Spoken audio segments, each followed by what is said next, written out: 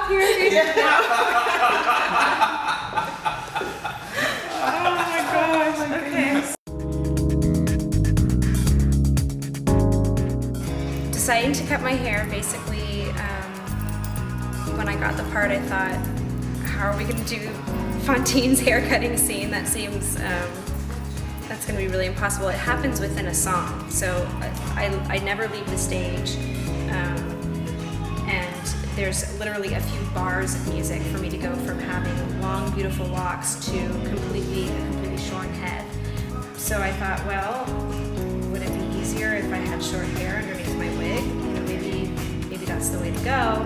So I offered that to David, and initially he and everybody else just seemed like, oh no, we'll find another way for you to do this so you don't have to cut your hair. I thought, okay, all right. So I kind of gave up on the whole idea of having to cut my hair at all. And then one day at rehearsal, like in the middle of rehearsal, this is what cracks me up. So David, in the middle of rehearsal, he's like, man, by the way, are you still interested in cutting your hair? And he's like, because there's, you know, we've been thinking about it. We just think that might be easier. And I think without knowing it, I went from standing to sitting. And he told me, he said, it's absolutely your choice, but Andre and I were thinking if you cut your hair, you could possibly donate it. And that, I don't know, that just stuck with me. I was like, oh.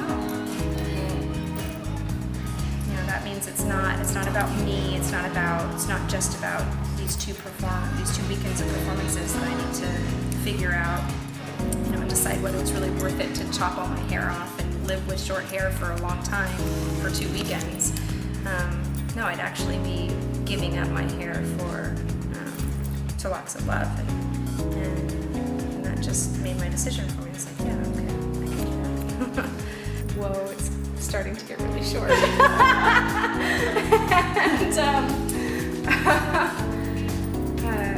Okay, sorry, I'm tripping out on my incredibly short hair on this side here.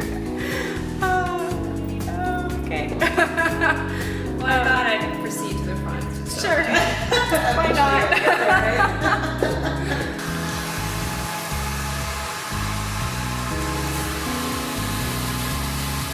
I'm psyched. I'm just kind of